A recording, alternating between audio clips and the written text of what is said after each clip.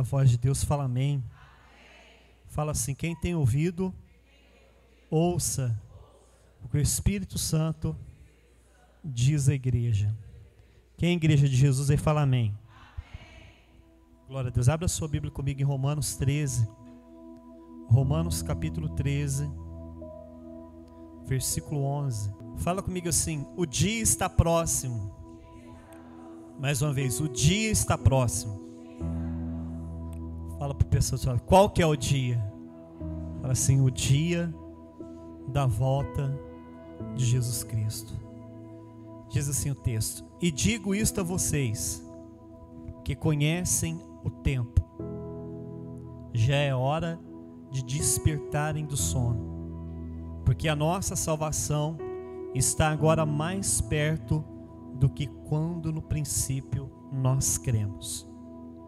Vai alta a noite, o dia vem chegando. Deixemos, pois, as obras das trevas e nos revistamos das armas da luz. Vivamos dignamente como em pleno dia, não em orgia, não em bebedeira, não em imoralidades, libertinagem, não em discórdia e não em ciúmes, mas revistam-se do Senhor Jesus Cristo e não façam nada que venha a satisfazer os desejos da sua carne. Fala comigo assim: revistam-se do Senhor Jesus Cristo e não façam nada que venha a satisfazer os desejos da carne.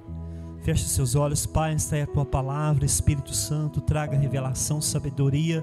Eu repreendo agora no mundo espiritual toda a fortaleza maligna, todo espírito maligno que tenta roubar a palavra, que tenta fazer as crianças ficar aceleradas, chorando na igreja, espírito de perturbação, que tenta fazer as pessoas ficar andando com comichão nos ouvidos, está repreendido no nome de Jesus.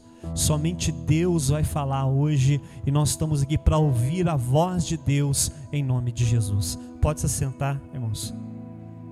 Irmãos, eu gostaria que vocês prestassem atenção. Vou ser breve, daqui a pouco a gente vai estar almoçando já. Mas o tema da mensagem que a gente acabou de ler diz que o dia está chegando. Que dia é esse? O dia da volta de nosso Senhor e Salvador Jesus. Paulo, ele escreveu a maioria das cartas, 1/3 do Novo Testamento, quem escreveu foi Paulo. Paulo era um homem que tinha conhecimento da lei de Deus, mas também era um homem que tinha intimidade com Jesus.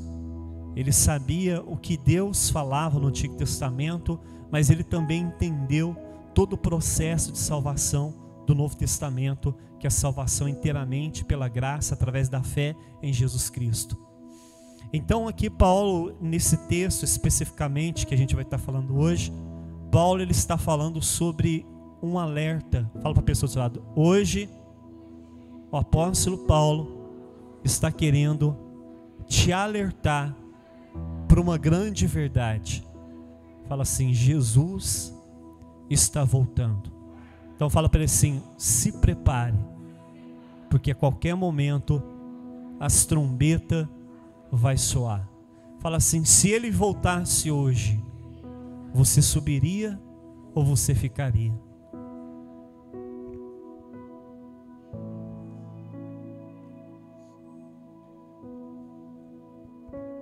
Tem um irmão da nossa igreja aqui, sexta-feira ele estava na minha casa, e esse irmão, eu conheço a igreja, o pastor conhece as ovelhas, né? Tem irmãos da igreja que quer de ler muita Bíblia, ora muito, né? Tem o conhecimento da palavra do Senhor. Só que tem alguns irmãos que não tem tanto aptidão para ler a Bíblia, para orar, para estar trabalhando na obra de Deus. E esse irmão especificamente é um desses. Ele não tem o hábito de estar lendo Bíblia, de estar pensando muito, alguma coisa assim relacionada à Bíblia. E ele teve um sonho que chocou ele, né? Essa semana, que ele nem pensa em Jesus voltando. Falou que teve um sonho que via a volta, Jesus voltando. Ele falou que viu vários cenários. Ele falou assim que na cidade que era costeira ao mar, ele via maremotos. Isso está na Bíblia, viu? Vai acontecer. O que é um maremoto? É quando um terremoto dá no mar, vem tsunami, como aconteceu na Ásia em 2004. Querido, aquele tsunami que aconteceu em 2004, se não me engano, na Ásia, matou mais de 300 mil pessoas. Quem lembra que teve na Ásia o tsunami? Aquele tsunami, ele não é nada relacionado ao que vai acontecer após o arrebatamento da igreja. Então Jesus disse em Mateus 24, não vou entrar em pormenores hoje, não vou falar sobre isso, porque esse não é o alvo da mensagem de hoje. Mas Jesus falou sobre muitas coisas que aconteceriam. Uma delas é terremoto. O irmão viu terremoto. Ele falou assim que no lugar onde não tinha mar, ele via como pedregulho. Não tem mar em Pedregulho. São Paulo não tem mar, Santos tem mar. Tinha terremoto que derrubava prédios. Falou assim que as pessoas estavam alarmadas. Ele se via em cada cenário. Primeiro ele se via no mar, as pessoas correndo das ondas. A Bíblia fala assim em Lucas 21, que naquele dia as pessoas vão desmaiar por causa do bramido das ondas dos mares. Após o profeta Isaías teve uma visão da terra nesses dias, que ele falou que a terra cambaleava como um bêbado. 1ª e 2ª Pedro, o apóstolo Pedro teve uma visão onde ele via a terra saindo da órbita, porque ia chegar talvez um astro intruso. Se você pesquisar, eles falam muito sobre Nibiru ou Nêmesis, que pode ser o 9º planeta que está escondido, que surge em épocas que traz muita coisa ruim para a Terra e que tira a Terra do eixo. Se você estudar um pouco sobre ciências, sobre o planeta, canal de ciências, você vai ver que os cientistas estão dizendo que a nossa Terra, ela está saindo fora do eixo. Se a Terra sair fora do eixo, vai acontecer muitos maremotos, muitos terremotos, e vai cumprir literalmente o que Jesus disse em Mateus 24, que quando tivesse voltando Jesus, o que ia acontecer? O sol ia ficar escuro, a lua não daria o seu brilho. Sabe por que a lua não vai dar o brilho? Porque a lua depende o quê? Do brilho do sol. Se o sol está escuro, automaticamente a lua fica o quê? Escura. Se a lua fica escura e o sol fica escuro, o que acontece com a terra? Acontece maremotos, terremotos. Então uma coisa puxa a outra. Ciências comprovando o que a Bíblia fala há mais de 2000 anos atrás. Só que o interessante é que o irmão, né, desculpa, eu falei Moisés, mas foi o Moisés mesmo, né? Vou falar aqui, Janine. O Moisés viu esse cenário, depois ele viu dentro da igreja. E ele falou que dentro da igreja estava acontecendo tanta promiscuidade que ele chegou ao ponto de falar para a mulher dele: eu não vou ficar mais dentro da igreja, vou sair da igreja. Aí para você ver, desculpa, Janaína, acho que o Moisés não está aqui, deve estar trabalhando, mas o Moisés não é muito de ler a Bíblia, vocês conhecem ele, não é muito de falar dessas coisas, mas teve esse sonho. E hoje, essa noite, eu tive um sonho também, confirmando a mesma coisa, irmão. Eu vi um cenário, eu vi uma igreja bonita, eu estava nessa igreja, e a igreja estava assim, um salão muito grande, era na esquina, que pegava quase um quarteirão a igreja. E de repente os bancos foram ficando cheio. E de repente sentou um pregador lá no fundo, mas esse pregador não tinha sido convidado para pregar naquela noite. E quando eu vi aquela cena, eu vi que o pregador, ele estava vaidoso, estava penteando o seu cabelo, olhando no espelho, e de repente o culto estava para começar, mas estava mais preocupado com a sua aparência do que com o público que estava chegando. E quando o pregador caminhava para o púlpito, ele estava com medo de subir em cima do altar, porque ele não se encontrava preparado para entregar a mensagem para a igreja. E ele lembrou então daquele outro pregador que estava sentado no banco do lado direito, Mas quando ele chegou e conversou com aquele pregador, alguns obreiros da igreja chamou, e os obreiros saíram com esse pastor. O pastor agora deixa ali a igreja, ele começa a andar junto com alguns irmãos, e um dos irmãos que era obreiro da igreja, ele começou a se vangloriar e disse: pastor, você poderia ter deixado eu pregar. Deus me mostrou outro pecado dentro da igreja, o orgulho no coração. O obreiro falou: eu estou preparado, eu sei pregar, eu tenho uma boa palavra. Olha tanta coisa que está acontecendo na igreja, tudo no cenário, Deus me mostrando. E de repente nós chegamos num lugar, e quando nós estávamos voltando para a igreja, eu me lembro que o culto já tinha acabado, e de repente, ou seja, o pregador, ele não estava dentro da igreja, estava fora da igreja enquanto o culto estava acontecendo. E quando eu olhei fora da igreja, de repente eu vi umas pessoas tocando rock na porta da igreja. Ou seja, a igreja virou palanque de show gospel. E quando eu vi o show gospel, entendendo da igreja, a igreja não estava mais bonita nem clara. A igreja estava dominada pelas trevas, estava escuro dentro da igreja. Quando eu cheguei dentro da igreja, eu olhei, eu vi que não tinha, mas tinha poucas pessoas, escuro. Eu olhei, me lembrei do pregador. E quando eu lembrei do pregador, eu falei: mas cadê o pregador? O pregador, ele não estava ali mais, mas ele estava na tesouraria da igreja. Porque o pregador estava preocupado com o dinheiro que ele ia receber de oferta, e não com a pregação na igreja. Olha que tanto de coisa, hein, irmão, acontecendo dentro da igreja. E quando, para minha surpresa, eu cheguei dentro da sala de tesouraria, eu vi que o pregador estava com a camisa assim, ó, desculpa, aberta, desenhado um coração com batom no peito, e cheio de batom aqui no rosto, batom aqui, o cabelo jogado. Sabe aquele negócio que as mulheres colocam no olho, que fica com, como que chama?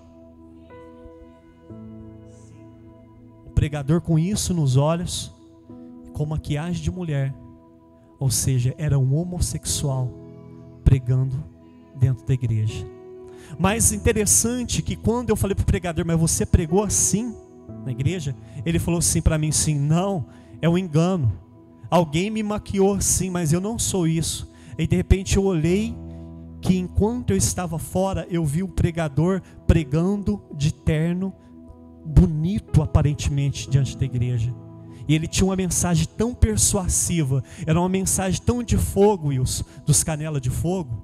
Ele era homossexual, mas o povo que eu via, o público que eu via ouvindo ele, o povo ficava assim, ó, em êxtase. Eu via irmãos e mulheres assim, ó, por causa do homossexual, dominado por Satanás, enganando a igreja. Os irmãos ficavam assim na igreja. Tinha uns que até esfregavam no banco assim de êxtase, dominado pelo frenesi, pelo fogo estranho em cima do altar. Não era Deus dentro da igreja, não era Espírito Santo, e a igreja dominada pelas trevas. E Deus me trouxe esse texto para falar com a igreja, porque quando eu acordei, eu fiquei na cama: Senhor, o que está acontecendo? Eu estou voltando. Alerta minha igreja, não é tempo de ficar com frenesi, é tempo de obedecer a minha palavra, é tempo de viver a minha palavra. Não é tempo de ser enganado por falsos profetas em cima do altar, que mostram uma coisa ao homossexual, vive uma vida promíscua, vive na imoralidade. Não é tempo de ficar chamando cantorzinho para dentro da igreja, que quer só dinheiro, que está cheio. A igreja está cheia disso no dia de hoje. Foi bom que você está gravando, depois você vai colocar isso no YouTube. Não é tempo disso. É tempo de ser igreja. É tempo de valorizar aquilo que Jesus fez na cruz. Jesus ressuscitou dos mortos. E a Bíblia diz que quando o crente aceita Jesus, ele se une na sua morte, Romanos 6, no seu sepultamento e na sua ressurreição. Ou seja, quando o crente crê em Jesus, ele morre para o mundo. Sepultamento significa ali, quando sepulta um cara, significa que ele estava mortinho mesmo, e agora não tem mais jeito, morreu. Mas a Bíblia diz que você ressuscitou com Cristo para andar em novidade de vida, que agora você é nova criatura em Cristo Jesus, que as coisas velhas se passaram e tudo se fez novo.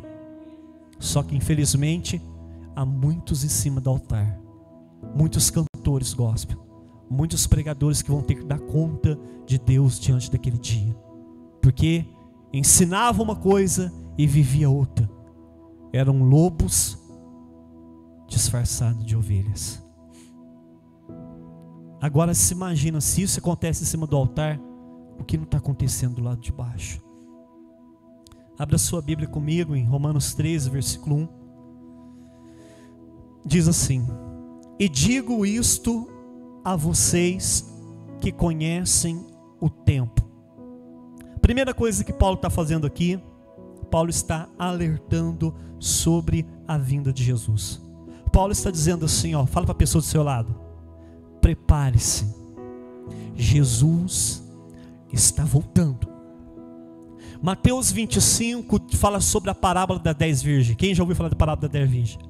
Ali fala sobre 5 virgens que eram prudentes, 5 que eram loucas. Ou seja, tinha 5 que estavam preparadas para a vinda do noivo, mas tinha um outro grupo, a metade de 10 não é 5? Ou seja, tem um público dentro da igreja que estão se preparando, mas existe um outro público dentro da igreja que não se prepara, porque na verdade nunca se entregaram de verdade, porque não tem azeite. Azeite é símbolo do Espírito Santo. Espírito Santo não se compra. Espírito Santo não tem comércio com ele. Espírito Santo se recebe quando nós cremos em Jesus. A Bíblia fala sobre o processo de santificação. A santificação, fala comigo assim: santificação é um ato e um processo. Um ato significa que quando você crê em Jesus, por causa da morte de Jesus, Ele te santifica, Ele te separa, Ele te tira do mundo para Deus. Fala glória a Deus. Ele derrama o sangue e Ele te lava. Fala amém. A única coisa que lava o pecado do homem é o sangue de Jesus. Fala amém. Esse é o ato da salvação. É uma vez para sempre. Só que santificação é um processo. Você foi tirado do mundo. Fala comigo: eu fui tirado do mundo. Agora eu preciso de tirar o mundo de dentro de mim. A Bíblia fala que você foi liberto do pecado, não liberto para o pecado. Isso é santificação. Jesus te lavou, te comprou. Santificação é valorizar o sangue que foi derramado, o sangue de Jesus, um sangue de inocente para nos lavar de nossos pecados. Santificação é dar valor ao sacrifício que Jesus fez na cruz. O sangue foi precioso, o preço foi caro, só que nós não estamos valorizando aquilo que Jesus fez por nós na cruz. É isso que Paulo está falando. Jesus está voltando. A parábola das 10 virgens fala assim, está falando sobre preparação. Agora fala para a pessoa do seu lado: como eu vou me preparar para a volta de Jesus? Aqui Romanos 13, acompanha comigo, versículo 11 e 12, ele diz assim, ó, em primeiro lugar, fala para a pessoa do seu lado: reconheça o tempo que nós estamos vivendo. Olha o que diz assim: e digo isso a vocês que conhecem o tempo, já é hora de quê? De despertar. Fala para a pessoa do seu lado: chegou a hora de despertar do sono, porque a nossa salvação está agora mais perto que quando no princípio nós cremos. Fala assim: vai alta a noite e o dia está chegando. Em primeiro lugar, para se preparar para alguma coisa, você tem que reconhecer que ela existe. Por exemplo, se eu for convidado para um casamento, para uma festa de aniversário, mas tipo assim, se eu não levar em consideração o convite, deixar o convite de lado, quando chegar o dia da festa, o dia do casamento, eu vou estar preparado para a festa? Eu vou estar preparado para o casamento? O que vai acontecer? Vai passar a festa, vai passar o casamento, e a pessoa vai falar: oh, você não foi no meu casamento, você não foi na minha festa. Nossa, fulano, eu me esqueci. Por que esqueceu? Porque não estava preparado. Porque o quê? Não reconheceu o tempo, não reconheceu a hora, não fez questão daquilo. É isso que Paulo está falando aqui, querido. Reconheça o tempo. Lá no livro de 2 Pedro, abra comigo aí, depois segura em Romano, porque não vai voltar de novo. 2 Pedro, perto de Apocalipse, capítulo 3, versículo 1 em diante. Pedro fala sobre pessoas, irmãos que zombavam sobre a vinda de Jesus, que achavam que ele nunca ia vir. Por isso vivia de qualquer jeito. Amados, esta é agora a segunda carta que escrevo a vocês. Em ambas procuro 2 Pedro capítulo 3, versículo 1. Lembrar, despertar a mente, esclarecendo a vocês. Olha o que ele está falando, hein? Estou escrevendo uma segunda carta para despertar a mente de vocês, porque vocês estavam dormindo, para se lembrar das palavras que anteriormente foram ditas por quem? Pelos profetas, e também se lembre do mandamento de Jesus e dos apóstolos, que ensinaram o quê?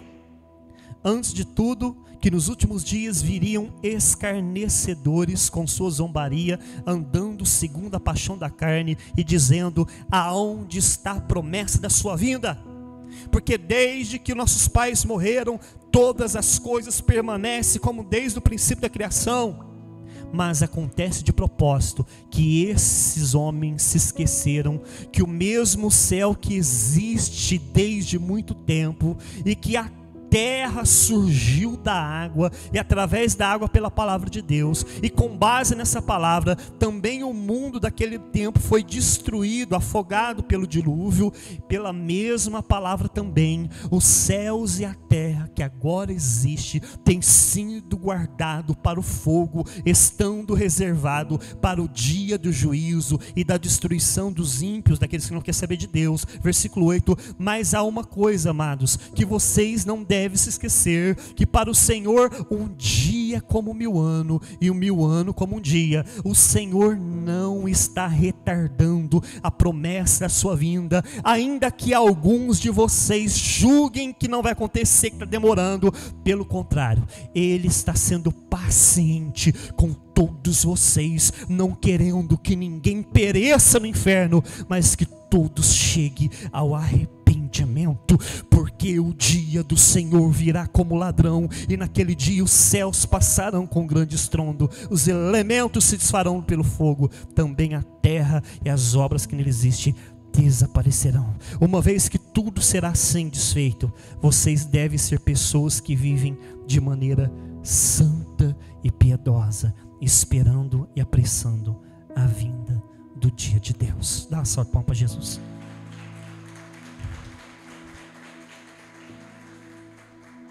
O que Pedro está falando aqui? Que a volta de Jesus virou zombaria. Por quê? Por causa da avareza do coração do homem, que ama mais essa terra do que o reino de Deus, que acha que a vida é somente aqui.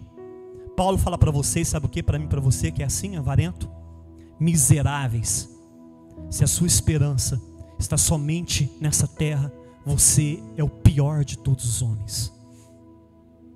Paulo era bonzinho.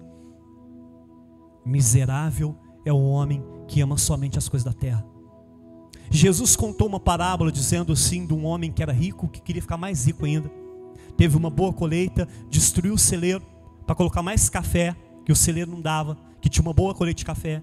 E ele falou: cara, essa é a colheita, e depois que eu terminar essa colheita, eu vou poder deitar e descansar e ficar feliz, longe de Deus, longe de tudo, vivendo ao meu bel prazer, aproveitando do mundo. Mas naquela mesma noite um anjo veio e falou para ele na cama dele: louco, essa noite Deus está pedindo a sua alma, chegou o dia da sua morte. E aí, que adiantou preparar tudo isso? Assim é aquele que é rico no mundo, mas é pobre diante de Deus.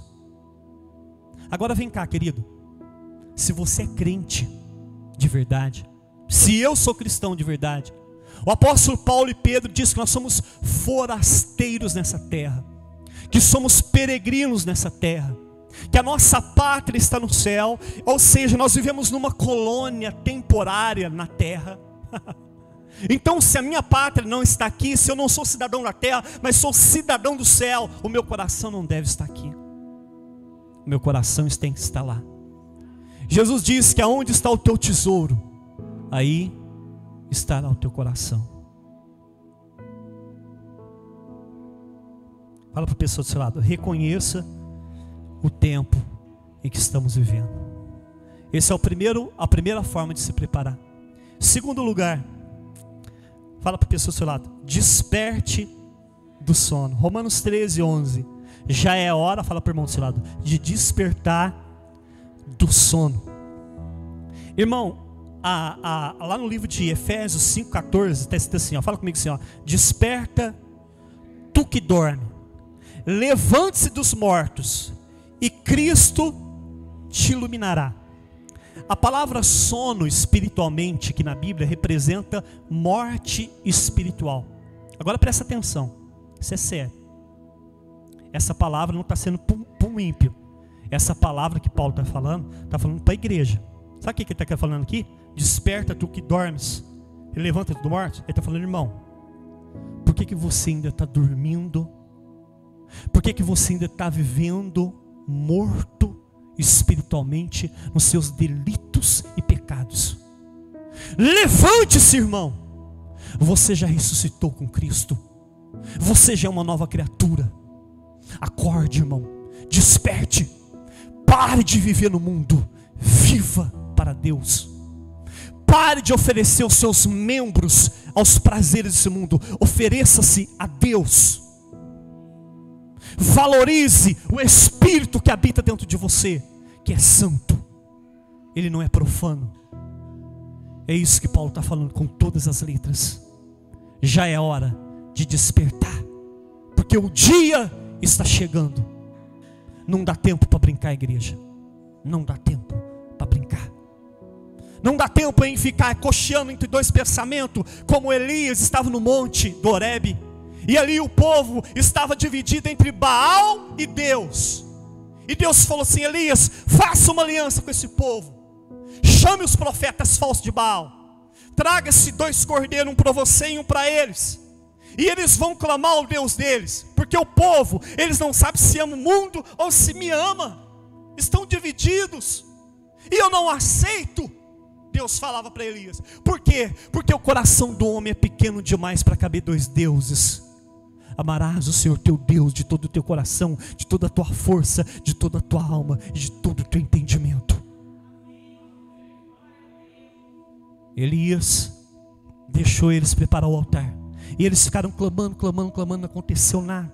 Depois Elias veio, dobrou o joelho e falou: Senhor, revela que somente há um Deus que amou o mundo de tal maneira que deu a vida do seu Filho unigênito Jesus Cristo para morrer por eles na cruz, para que todo aquele que nele crê não pereça, mas tenha a vida eterna. Caiu o fogo do céu.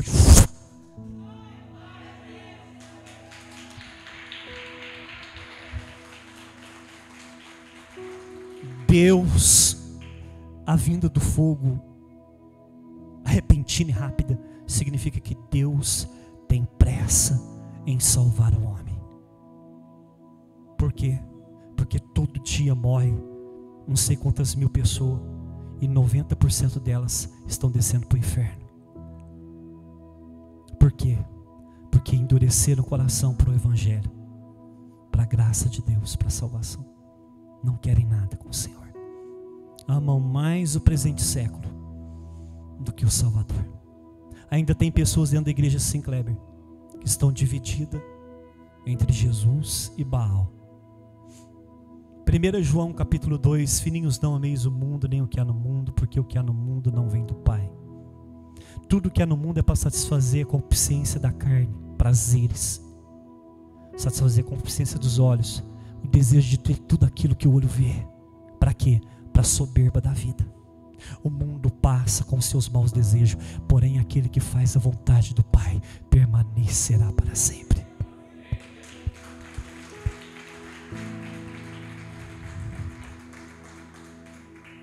Então Paulo está falando sobre despertar. O crente está em Cristo, já morreu, só que ele quer permanecer morto ali no cemitério, morto no pecado. Misericórdia.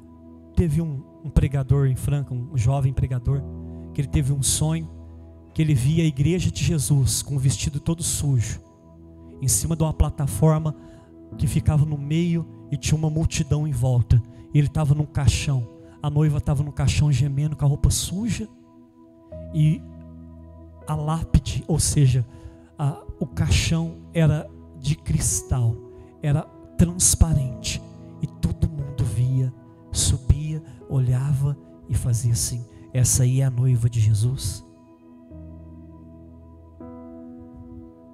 Uma igreja que deveria estar viva em Cristo, andando naquilo que Ele é, ainda se entrega à morte.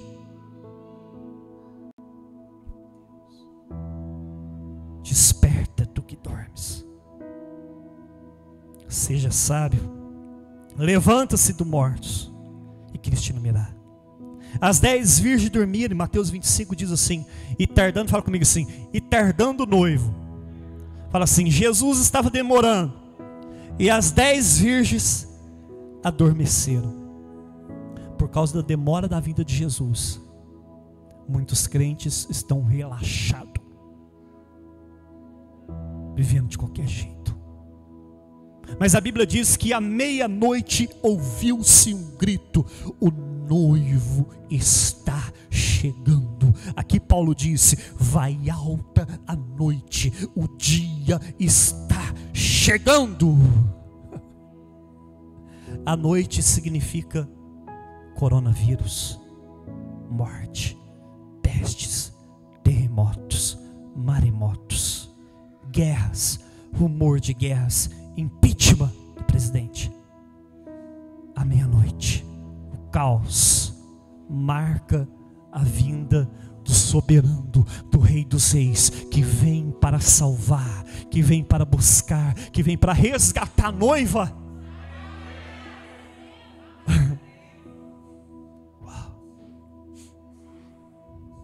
Só que Paulo está alertando aqui os crentes, porque o crente está vivendo a velha vida de pecado do passado. Só que aqui fala o quê? Desperta tu que dorme, levanta dos mortos. Fala para a pessoa do seu lado: desperta tu que dorme, levanta-se dos mortos. Fala assim: você já ressuscitou com Jesus. Fala assim: se você fizer isso, Cristo te iluminará. Fala assim: porque Jesus é a luz do mundo, e Ele disse: quem me segue jamais andará em trevas. Uau! Se eu seguir a minha natureza humana, Satanás me domina e eu vou andar nas trevas da vaidade, do orgulho, da imoralidade, da avareza, e vou ser um discípulo de Satanás, mesmo estando em Cristo. Mas se eu me despertar, me levantar e falar: eis-me aqui, Senhor, envia-me a mim, o Espírito Santo ilumina meu coração, porque a palavra do Senhor é lâmpada e luz para os meus pés e lâmpada para os meus caminhos. Então Jesus, Ele nunca vai me levar para as trevas, mas Ele vai me levar para a luz. E quanto mais eu seguir o Espírito Santo, e quanto mais eu seguir a direção dele, e orar, e consagrar, me entregar minha vida ao Senhor como instrumento de justiça, a palavra do Senhor diz assim, que a nossa luz vai brilhar como o sol do meio-dia. Porque não porque nós temos luz em nós somos apenas lua, satélite, mas existe uma luz do sol da justiça que brilha aqui, e reflete aqui, e dissipa as trevas.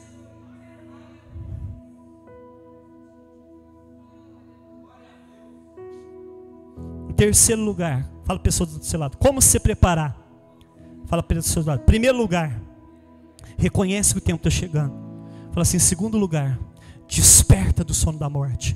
Fala para ele: terceiro lugar, deixa as obras das trevas. Romanos 13, 12, 13. Vai alta a noite, deixamos pois as obras das trevas e revistamos das armas da luz. Vivamos dignamente como em pleno dia, não em orgia, bebedeira e imoralidade, não em discórdia e nem em ciúmes. Querido, lá no livro de Romanos capítulo 12, volta uma folha, versículo 2, Paulo diz assim: e não vivam mais conforme o que? Os padrões deste mundo. Sabe o que Paulo está falando aqui? Que o crente não deve o quê? Se conformar com o mundo. Se eu não sou do mundo, se eu sou de Jesus, então eu tenho que me conformar com quem? Com Cristo. Sabe o que é conformar, que Paulo está usando aqui a palavra? No original, Kleber, Paulo tinha uma visão de uma forma de bolo. Se a forma era quadrada, o bolo ficava o quê? E se a forma era redonda, o bolo ficava o quê? Então, o crente que se conforma com o mundo, ele é mundano. O crente que se conforma com Cristo, ele é Cristo. Ele é cristão. A Bíblia diz que no primeiro tempo da igreja, tinha irmãos que eram tão parecidos com Jesus, que Paulo falou assim, que eles começaram a chamar eles de quê? De cristãos.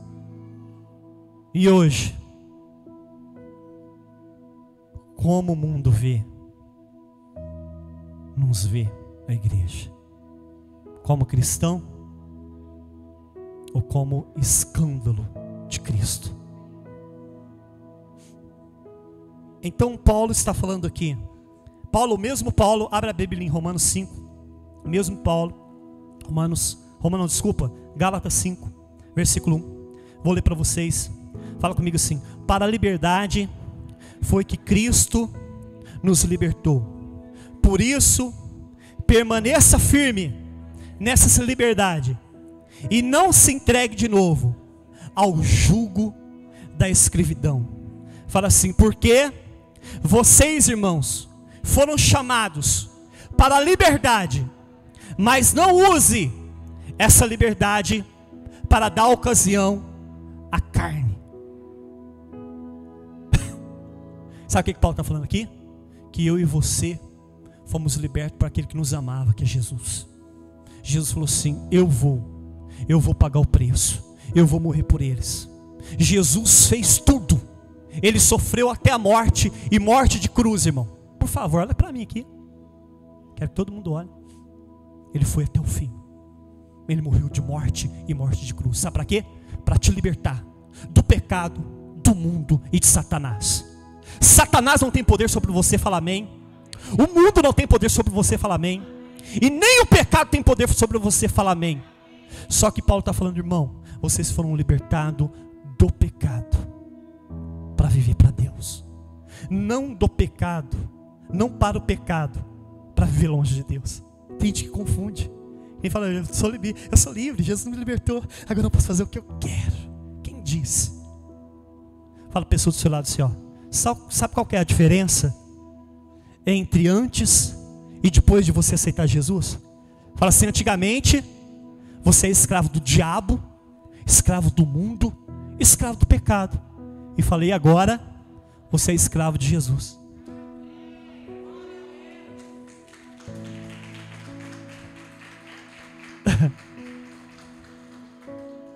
Paulo falava que ele era escravo de Cristo, servo de Cristo. Um escravo, ele não tem liberdade para fazer o que ele quer. Um escravo, ele vive para fazer a vontade de seu Senhor. Quando eu era escravo do mundo, do pecado, do diabo, eu não tinha liberdade. Eu fazia o que o diabo queria, o que o pecado queria. Mas agora que eu fui liberto por Jesus, Kleber, agora eu tenho outro Senhor, é Jesus. Da mesma forma que eu me submeti aqui, agora eu me submeto aqui. Eu vou viver para Ele, eu vou me entregar a Ele. É isso que Paulo está falando aqui. Devemos deixar as obras das trevas. Jesus nos libertou. E só para encerrar, fala para a pessoa, quarto lugar, para se preparar para a volta de Jesus. Fala assim: devemos nos revestir de Cristo e andar sempre na luz. Olha o que diz Romanos 13, 14, último versículo. Mas revistam-se do Senhor Jesus Cristo e não faça mais nada que venha a satisfazer os desejos da carne. Por quê? Porque agora você é uma nova criatura em Cristo Jesus. O passado ficou para trás e tudo se fez novo. Pare de viver o que você vivia, que te escravizava, que você tinha vergonha lá fora. E agora começa a viver aquilo que você é. Não engane você mesmo. Você não é mais aquele. Agora você é um novo homem, uma nova mulher em Jesus.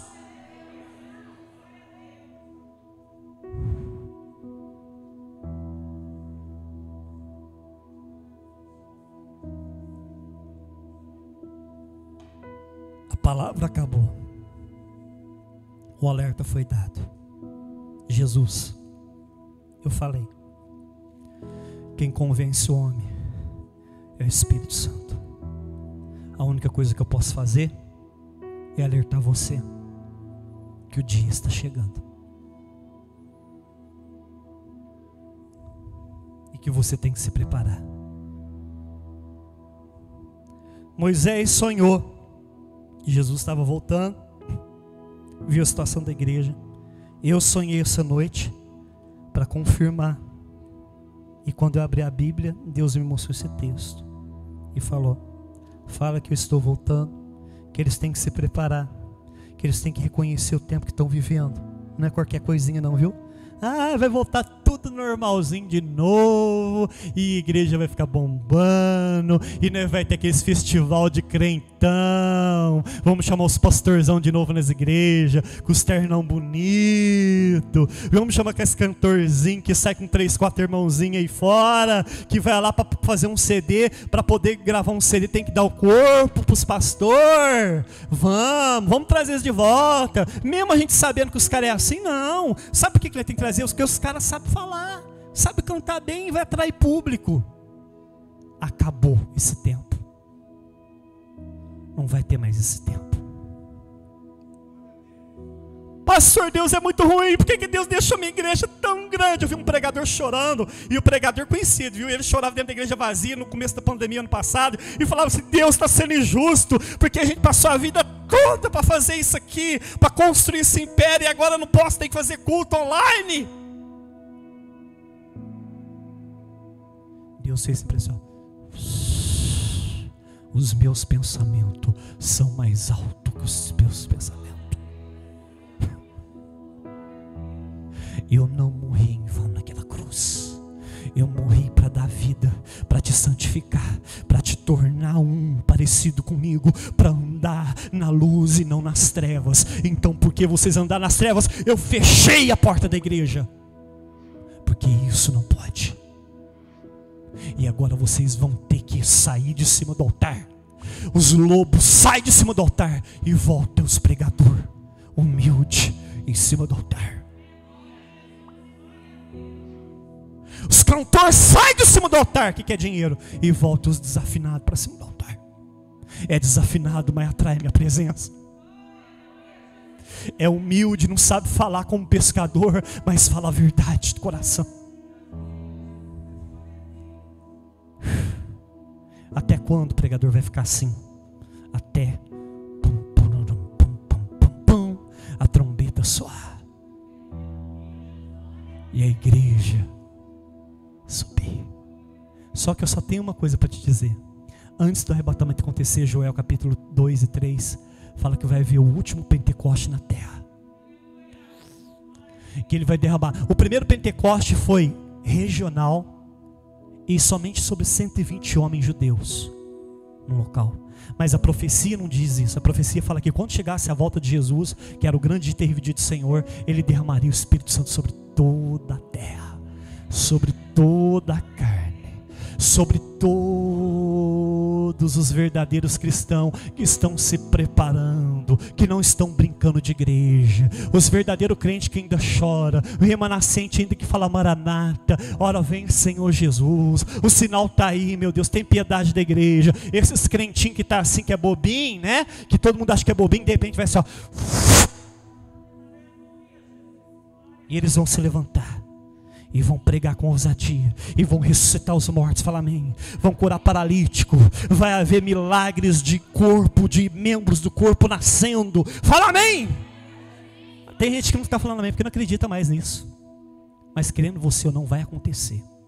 E você que não acredita vai ficar aqui ó, chupando o dedo, enquanto os crentes que quer continuam se santificando. Aquele que é sujo, suje-se ainda. Apocalipse diz. Aquele que está limpo, limpe-se ainda, para ser instrumento dos últimos dias. Porque após o último Pentecoste, as trombetas vai soar, e estaremos para sempre com o Senhor. Fica de pé. Pai, está aí a tua palavra, foi ensinada, Senhor. O Senhor falou que o tempo está chegando. Senhor, o Senhor pediu para mim, para começar no YouTube também, o capítulo 24 e 25 de Mateus. Ali fala sobre a volta de Jesus. Nós estamos começando uma série de mensagens sobre o fim está chegando.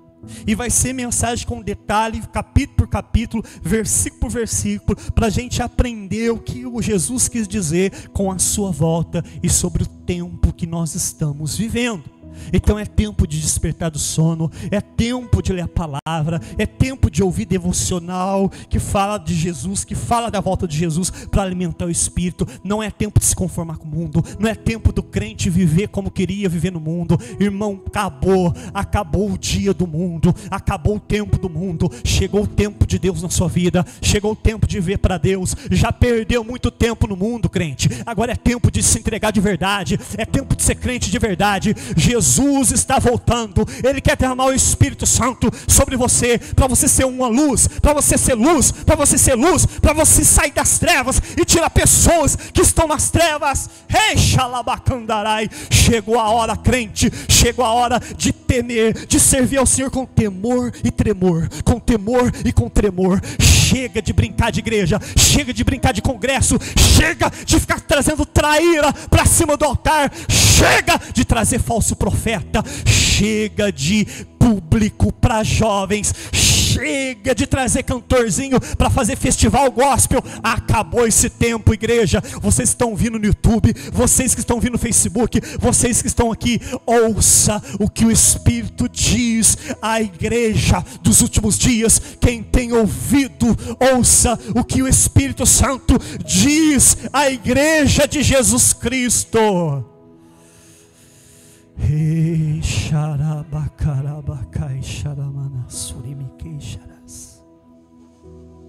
Obrigado, Jesus. Obrigado, Jesus. Eu sei que tem muita gente que não acredita no que eu falei, mas não tem problema não. A única coisa que Deus mandou é eu alertar. Se você ainda continua achando que vai viver do mesmo jeito do passado, não tem problema não. Eu e a minha casa serviremos o Senhor.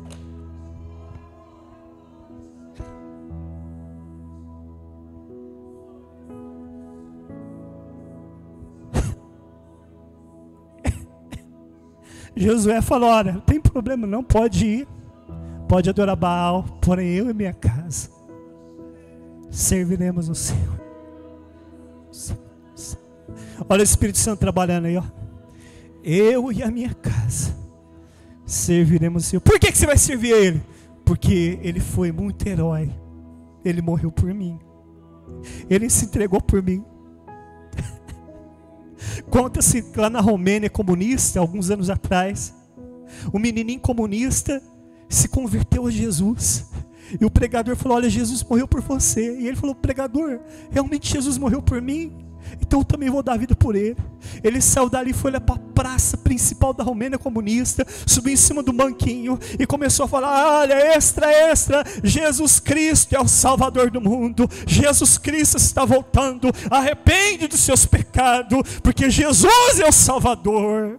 E ali os guardas foi, bateu no menino, quebrou os punhos dele no cacetete, falou: moleque, não fala mais nada de Jesus. E o menino ainda continuava com a mãozinha quebrada: Jesus Cristo é o Salvador do mundo.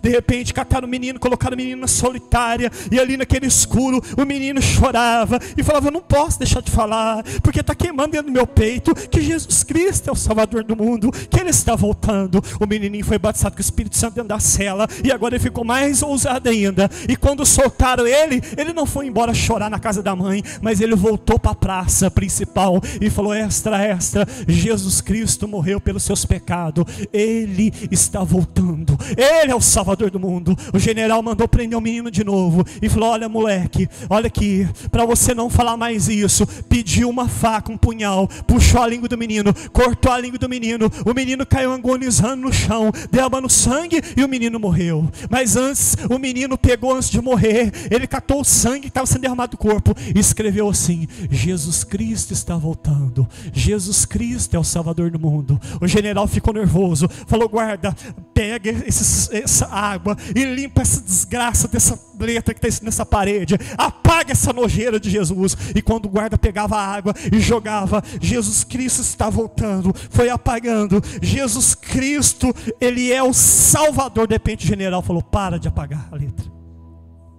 E o general olhava no sangue, olhava no menino, e olhava: Jesus Cristo é o Salvador do mundo. O general caiu de joelho e falou: realmente, se esse Jesus existe, Ele é verdadeiro, porque o menino deu a vida por Ele.